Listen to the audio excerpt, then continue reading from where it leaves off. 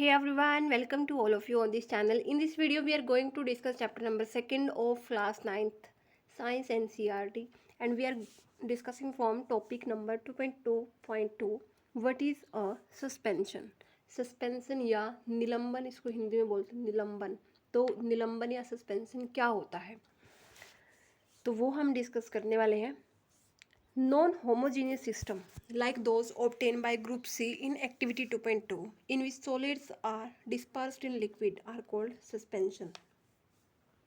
जो group C को हमने एक्टिविटी 2.2 में जो मिक्सचर प्रोवाइड किया था, हमने उनको प्रोवाइड किया था चोक, और चोक को डिज़ोल्व करना था वाटर के अंदर. तो उस तरह का जो हमें चोक पाउडर को अगर हम वाटर के अंदर डिज़ोल्व कर देंगे या फिर व्हीट फ्लोर गेहूं के आटे को, तो हमें जो सॉल्यूशन मिलेगा या जो मिक्सचर मिलेगा उस वो हमारे पास होगा non homogeneous.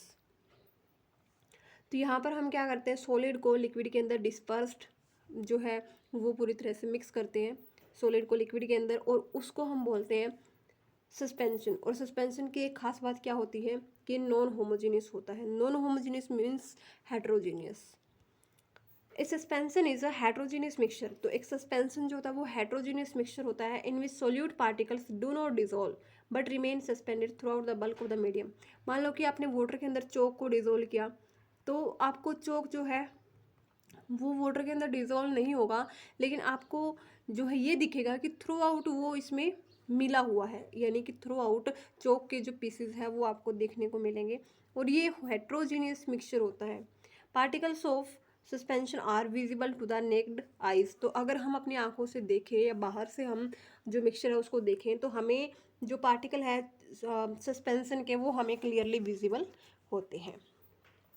Properties of suspension हम डिस्कस करते हैं. तो सबसे पहले suspension is a heterogeneous mixture. तो सस्पेंशन जो है वो हेट्रोजीनियस मिक्सचर होता है, यानी कि कॉम्पोजिशन जो है वो through out the mixture same नहीं होती. कहीं पर जो है ज़्यादा पार्टिकल्स मिले होते हैं सोल्यूट के, और कहीं पर कम पार्टिकल जो है वो मिले होते हैं सोल्यूट के. नेक्स्ट हमारे पास the particle of suspension can be seen by the naked eyes. अगर हम अपनी आंखों से भी देखें बिना किसी एक्सटर्नल हेल्प के, बिना किसी इंस्ट्रूमेंट के, तो हमें अपनी आंखों से भी जो पार्टिकल्स हैं सस्पेंशन के वो देखने को मिल जाते हैं. Next the particle of the suspension scatter a beam of light passing through it and it makes its path visible. मान लो कि ये आपका एक सस्पेंशन है, इसमें आपने वाटर के अंदर चोक पाउडर को मिक्स किया हुआ है, और यहाँ से आप टॉर्च की हेल्प से जो लाइट है वो जो फॉल करते हो, तो आपको जो लाइट का पाथ है इस सस्पेंशन के अंदर आपको लाइट का पाथ जो है विजिबल होगा. नेक्स्ट हमारे पास है the solute particles settle down when suspension is left undisturbed.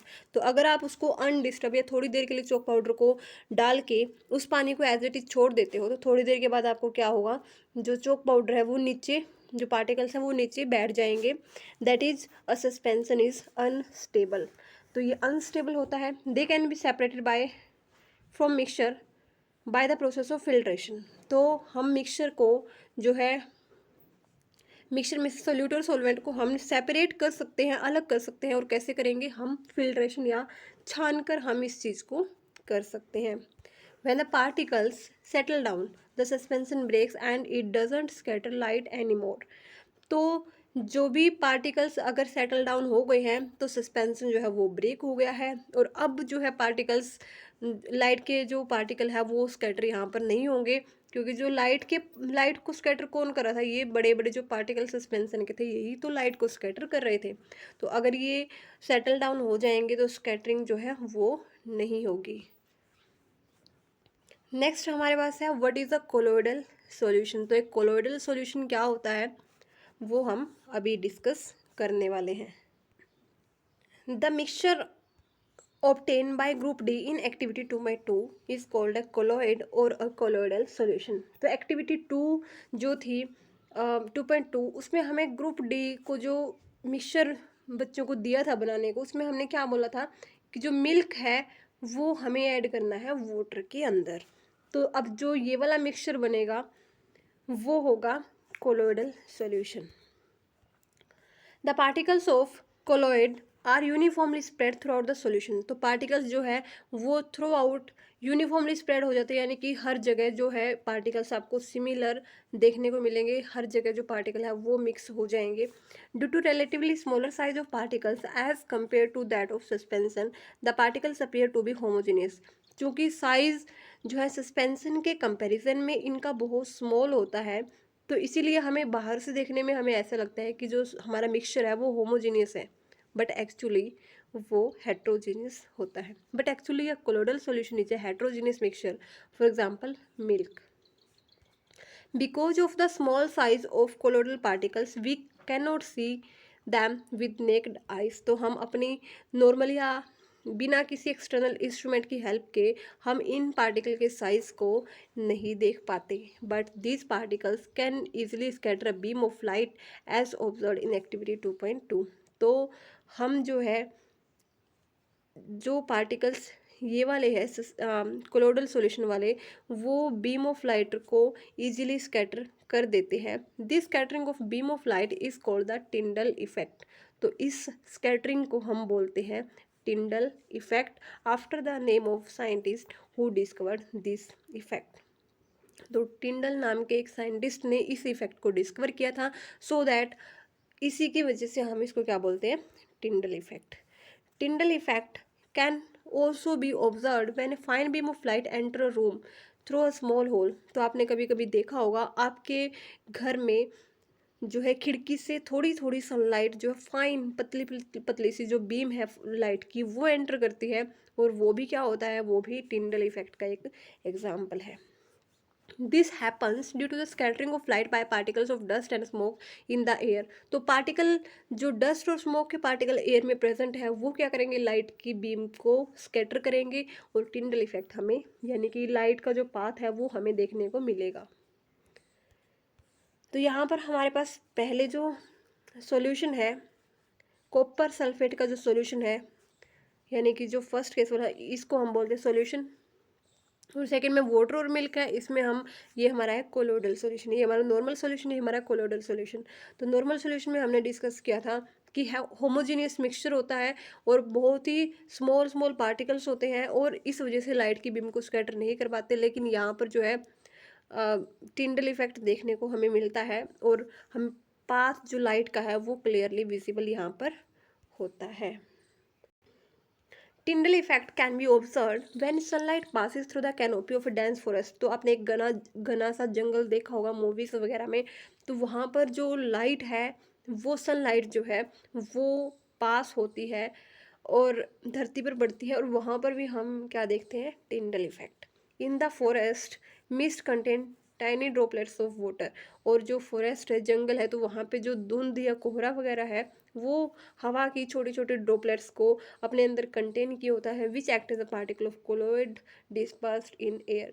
तो वो एक्ट करता है एज ए कोलोइड जो कि एयर में डिस्पर्स्ड होते हैं। तो टाइनी ड्रॉपलेट्स क्या होते हैं, वो पार्टिकल्स होते हैं जो एयर के अंदर डिस्पर्स्ड होते हैं, और इसी की वजह से कोलोइडल सॉल्यूशन बनता है, और जिसकी वजह से टिंडल इफेक्ट हमें देखने को मिलता है।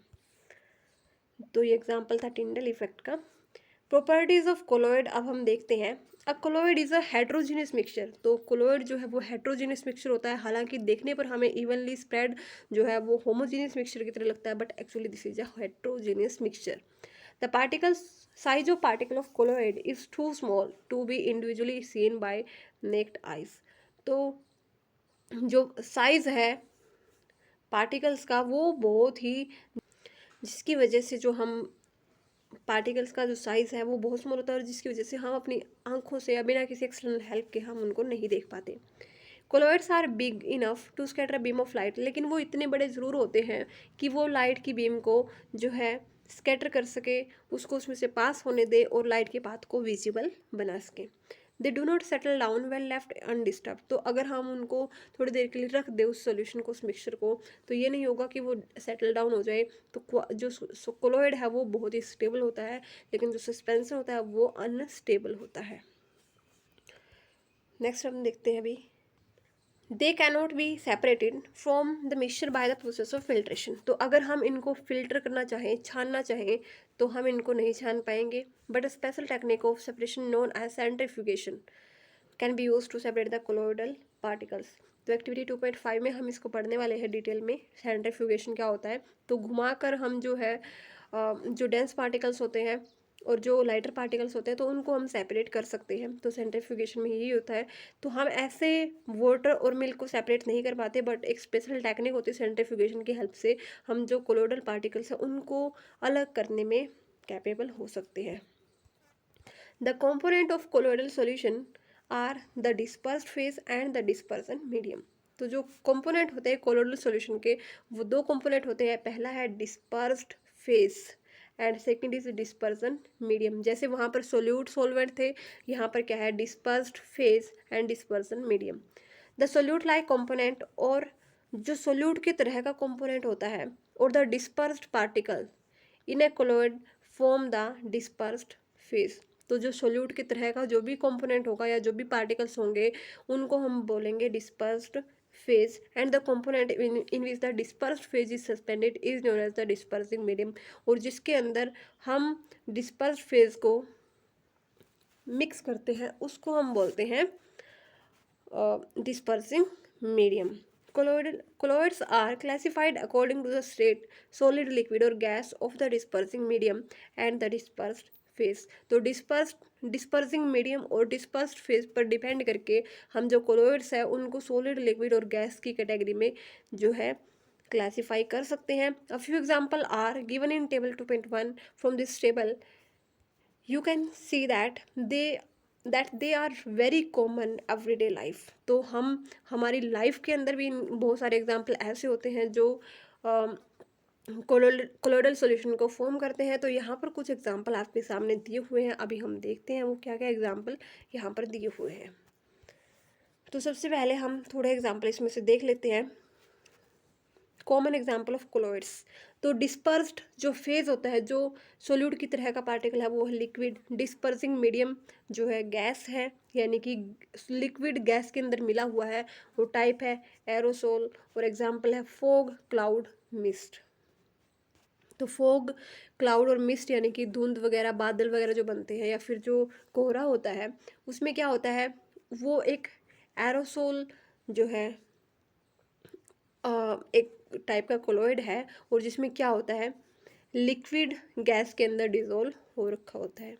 नेक्स्ट हमारे पास एक अदर फॉर्म का एरोसोल है, सॉलिड और गैस जो है वो मिक्स होते हैं, स्मोक, ऑटोमोबाइल एग्जॉस्ट इनके अंदर। नेक्स्ट फॉर्म जो है सेविंग क्रीम, जो झाग वगैरह बनती है, उसमें क्या होता है, लिक्विड के अंदर गैस मिली होती है। इमल्सन अगर हम बात करें मिल्क के अंदर, तो मिल्क के अंदर जैसे लिक्विड के अंदर लिक्विड मिला होता है, या फिर जो फेस क्रीम होती है लिक्विड के अंदर लिक्विड मिला के इमल्सन जो है वो क्रिएट किया जाता है। नेक्स्ट हमारे पास है सोल, मिल्क ऑफ मैग्नीशिया, या जो मड होता है उसमें मड जैसे कि कीचड़ वगैरह, तो उसमें क्या होता है, लिक्विड के अंदर सॉलिड मिक्स किया होता है।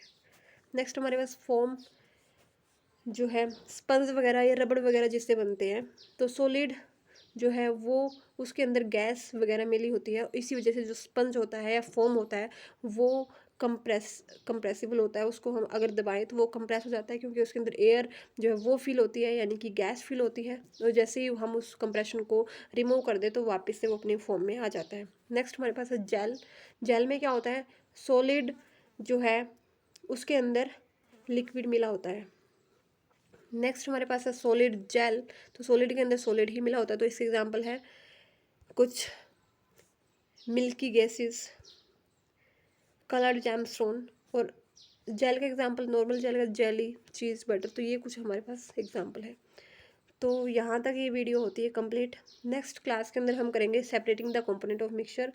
Thank you.